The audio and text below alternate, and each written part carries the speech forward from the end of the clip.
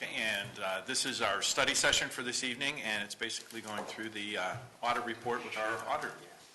Great. Thank you, Mayor. Pretty soon the city will be undergoing their audit of financial statements for the calendar year and fiscal year ending 12/31/2014. And the city has contracted with Anton Collin Mitchell for the audit services. We can talk. And last year they came in, it was their first year auditing 2013, and so this will be their second year. And they want to talk about the audit plan and just to keep council informed what the audit plan is. So I want to introduce Tyra Litzau, and she's with Anton Collins Mitchell. Thank you for having me.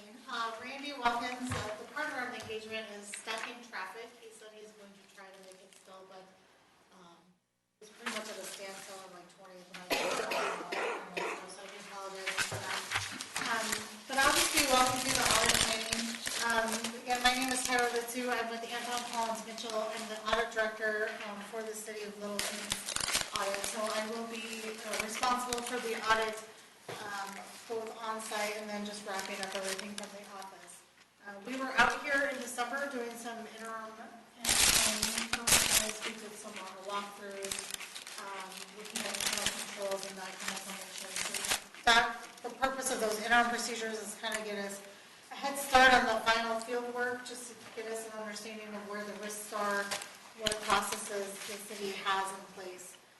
So this audit planning document, we are required to communicate to those charged with governance, and in this case, it's the city council for the city of Littleton, just our planning communications and what our planning approach is for the audit. I won't go over the first page, which is just the letter to us. Page 3 is our client service team. Like I mentioned, Randy Watkins is the engagement partner, and then I'm the director. Krista Shockley is a returning senior on the job, and then we also have another senior, James Garrett, that will be on the audit. And then Ryan Randleman is the associate on the engagement. So all of us were out here at interim working with the finance department. Page 4 just goes into a little bit more information about what management's responsibilities are for the audit. So management's responsible for ensuring that the financial statements are prepared in accordance with generally accepted accounting principles or referred GAAP. They're also responsible for maintaining and establishing effective internal control over financial reporting and accounting records, just making sure that everything is in compliance with laws and regulations, safeguarding of assets, establishing accounting principles, any accounting estimates. The largest accounting estimate for the city, of course, is they have an allowance for some of the doubtful accounts for the accounts receivable, but also the biggest one is probably the useful life of your capital assets. When you put a new asset into place, you're kind of determining what your useful life is for those assets, and so that is an estimate, since your asset may actually be longer or shorter depending on the use. Just making sure that all financial records and any information is made available to us. If there are any material audit adjustments that are identified, just recording those to the financial statements. And then at the end of the audit, we always ask for a management representation letter, and that just confirms in writing a lot of the information that we get throughout the audit process that we get verbally. So we will ask for that. That's the last piece of our audit. Page 5 is the engagement objectives. So as part of the audit, we do a risk-based assessment. We look at the risks of the city. We plan and perform an audit to obtain reasonable assurance, not absolute assurance. And what that means is that we don't audit and we don't look at every single transaction that the city enters into. We do a lot of sampling. We do a lot of scoping. We look for higher risks, large transactions, large volume, those types of things. But we don't actually give any kind of assurance, absolute assurance on the financial statements. We do look at the city's internal controls, but the purpose of that is to gain an understanding of the process and to design our audit procedures, but we don't actually give an opinion on the city's internal controls relating to the financial statements. We also are required to just communicate our responsibilities. We did provide an engagement letter that kind of details out something similar to this as well. We do provide an overview of the audit strategy. That's what I'm talking about right now. We also are required to talk to various people throughout the organization about fraud risks, and that includes talking to someone on city council for those charged with governance. So we do ask some standard questions relating to fraud, and we get an understanding of what the council's involvement is with the process and whether there are any concerns from the council's perspective. We will communicate with management and those charged with governance if we do find any internal control deficiencies that we consider to be significant deficiencies or material weaknesses. There is a lot of information in the city's financial statements that are beyond the scope of our audit. We do read that information. We don't give an opinion on everything. So, for example, because the city does a CAFR, there are some statistical schedules in the back. We do look at that just to make sure things are materially consistent, but we don't actually give an opinion on that information. We will work with management towards timely issuance of the financial statements at the end of May, similar to last year. We are required to maintain our independence both in fact and appearance with the city, and then we'll just make sure that anything is communicated to those, to management, and if necessary to those charged with governance as a result of our audit. Page 6 just goes through our plan scope, and as I mentioned, we do a higher risk-based audit approach. We look at the areas of risk based on transactions and volume. When we're doing that, we're kind of looking at inherent risk, prior audit results, discussions with management, if there's new types of transactions that are occurring. We look at various industry publications. So we get information from a lot of different sources as we're determining what procedures we're going to do at the city. So based on our initial assessment, we always look at fraud risks. An audit is not designed to identify fraud, but we do at least kind of walk through the financial statements and think about, what could go wrong. And we're looking for identified areas of maybe where fraud could happen. We're always looking at the internal control over the financial reporting, ensuring proper safeguards against misappropriation of assets, including cash. Revenue recognition is usually higher risk at most entities, and that's just making sure that all your revenue streams are recorded in accordance with GAAP in the period that they're allowed to be recorded. Capital assets just because of the large dollar amounts associated with them, and then also any new additions or any disposals of assets. Any long-term liabilities, we also look at compliance with, state laws and regulations. And then we always look at evaluation of going concern, and we usually don't find that. In a government, usually there's not an issue of going concern. There has been instances, across the United States where, there's some problems with some governments. So we always look at that. We don't have anticipated any issues at the city of You don't want to say the word Detroit. Right. The next page just goes through our overall audit timeline. Like I mentioned, we were out here in December doing our interim procedures. In March, we'll start our weekly status meetings with Doug in the finance department, just making sure that we're all on track and identified anything that we need to get more information about. And then we'll be out here for final field work in April with the goal of issuing the financial statements and our auditor's reports at the end of May. And I believe we're scheduled to do the presentation to council in, I can't remember if it's June or July. Yeah, it's usually in June or July. I think July typically.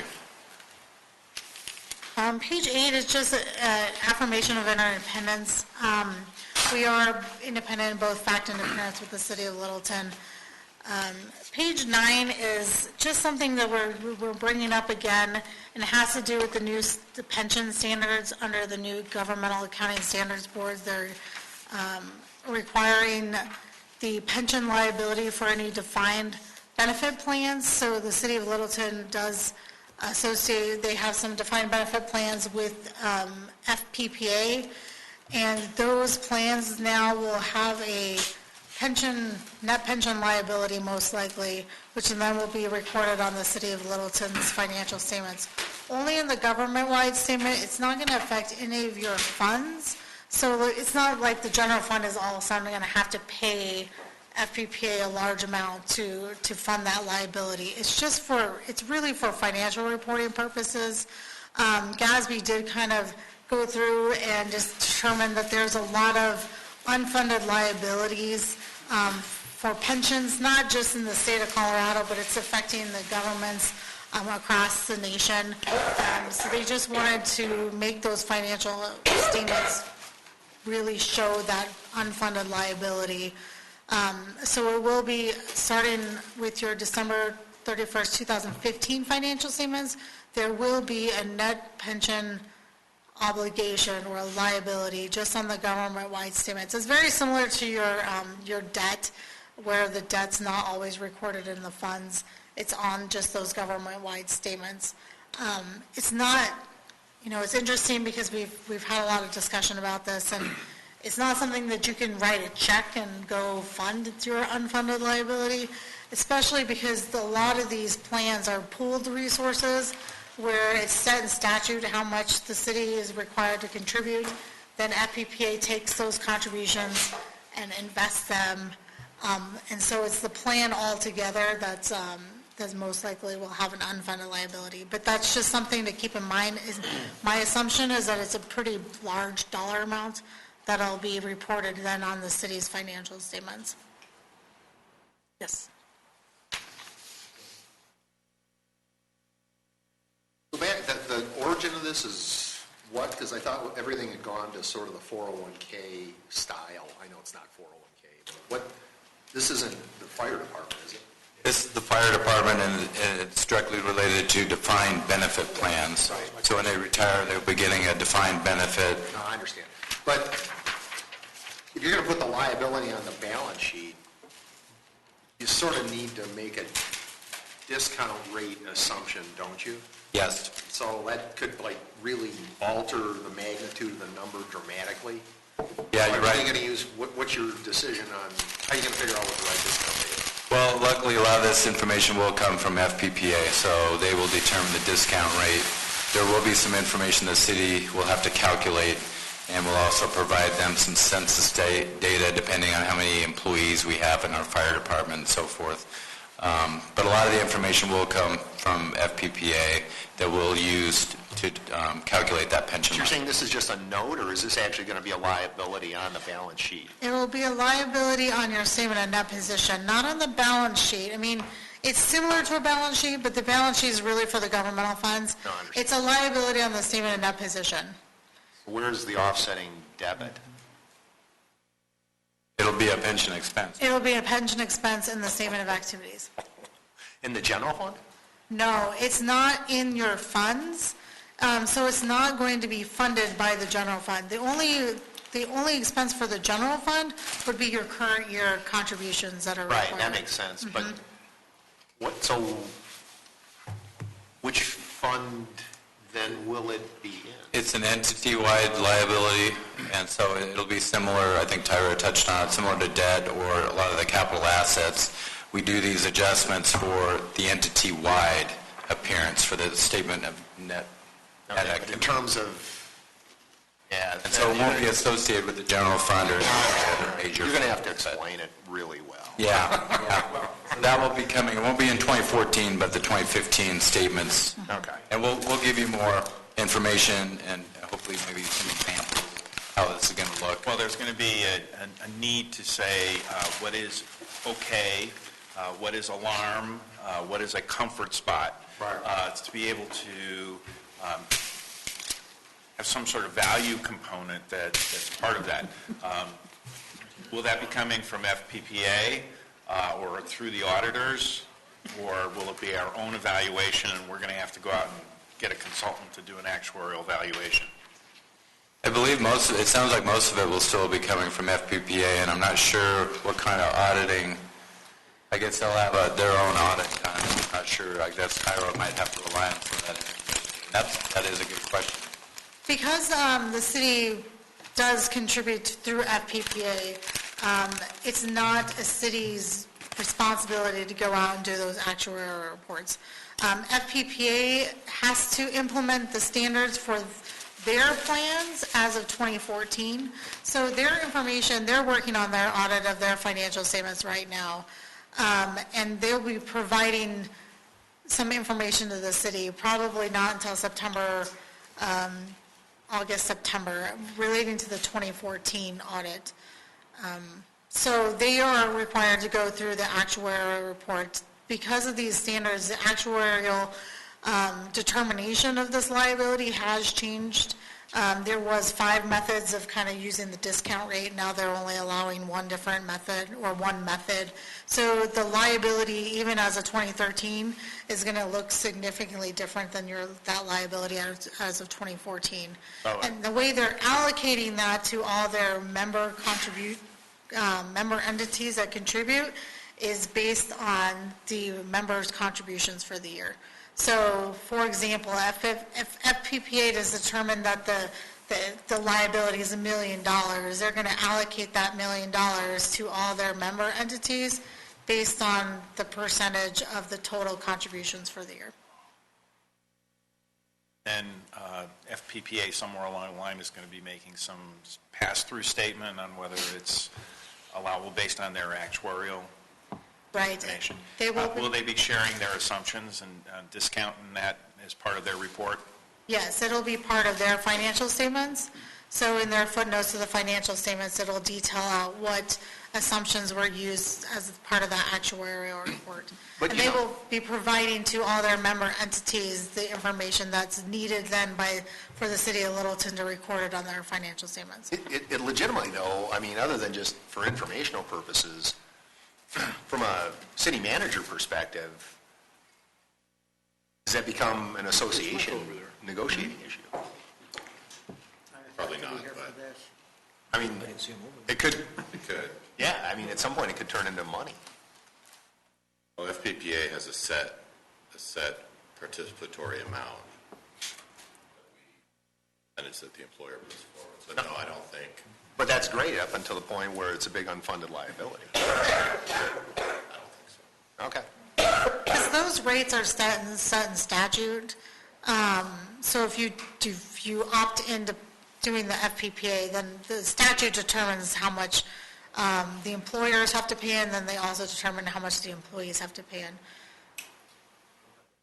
So on this item that you're going to show is the liability, not everybody's defined benefits.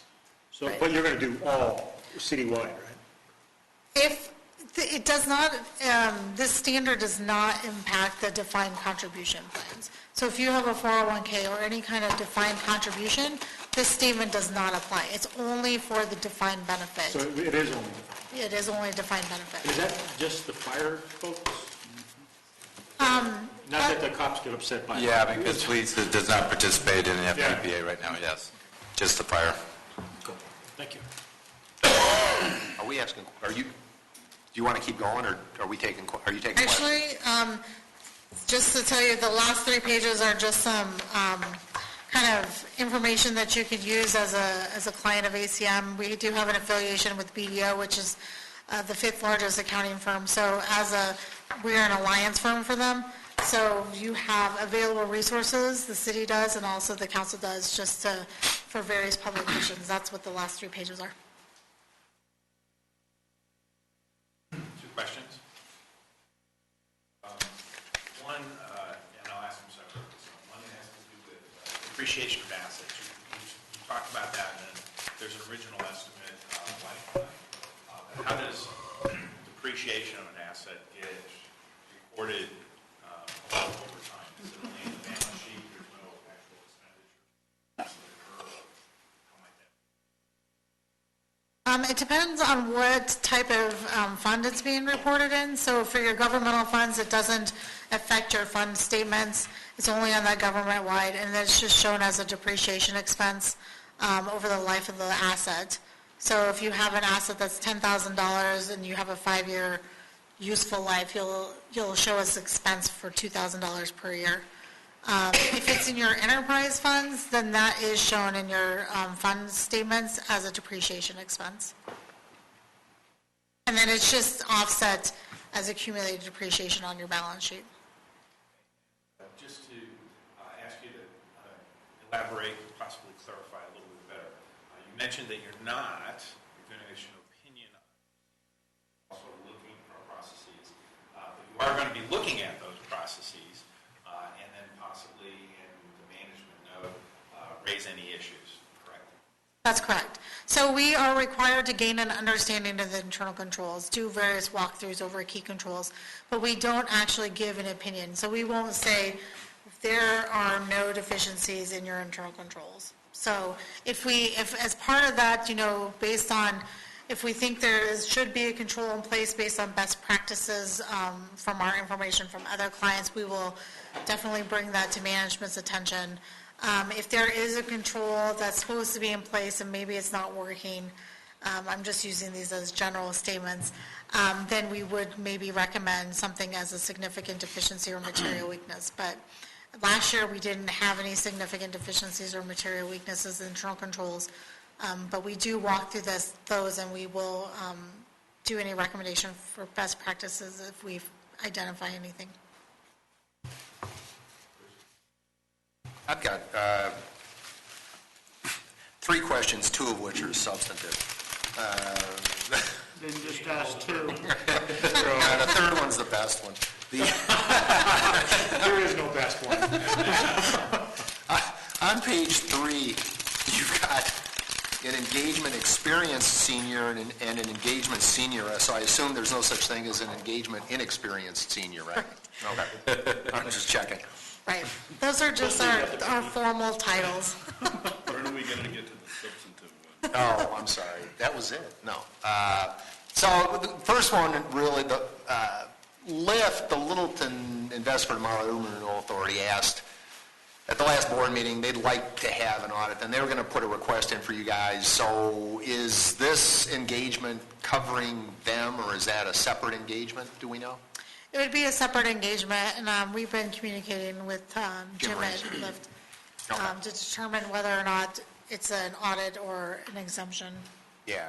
Okay. Great. But if, from the city standpoint, LIFT is, in the vernacular, consolidated, right? And LIFT as a separate, I don't know. I guess it's sort of a fund. Entity. Well, it's a legal entity, but is it part of the city's capper? No, it is a separate legal entity. It's been, we've called it a component unit in the past. In the last couple of years, we didn't have Riverfront Authority as even being mentioned in the CAFR because there hasn't been any activity. That's true, but they kind of thought, and Dennis and LaDonna, who are CPAs, kind of thought it all rolled up to the city, so you guys may want to just talk to Reese and make sure he communicates that, in fact, maybe it's... We're in communication. Fine, okay. And then the other thing I wanted to ask was the wastewater treatment plant. What exactly do we do from an audit perspective with respect to Englewood running that particular entity and fund? I mean, I guess we have our own fund for our quote-unquote, our half share of it-ish, but do we have to do some testing of what they do because it's a pretty material fund as far as we're concerned, right? That's one thing that might delay the audit is if we're waiting for Englewood's audit and they give us audit adjustments, and then when we get that final data, then we'll share it with Tyra. But that's one thing that has kind of set us back in the past, and I think they normally remit that to us in March, and I can let Tyra answer the question about what she reviews as far as their financials are there.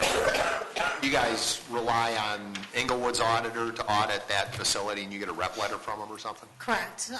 Because they are audited separately and they have issued separate financial statements, we do request some information from their auditors, and we do get what you mentioned, a rep from their auditors, and then we get their audited financial statements, and then that's the basis that Doug uses to record that joint venture in the financial statements of the city. Who's their auditor? It's Mayberry. I can't remember their firm's name. It used to be Mayberry Holscher, but I'm not sure. That's what it used to be. I thought they were still the same, but... I don't Just know. the partners, his last name is Mayberry. I just can't remember the firm's name. Okay. Yep. Thanks. Other questions from council? No, it's good. Any question from staff? All right, thank you very much. Thank you. Thank you. Thank you, Tyra. We look forward to hearing a wonderful story in June. Sounds good. It's inexperienced. Okay, we adjourn this section of the study session, and we will proceed with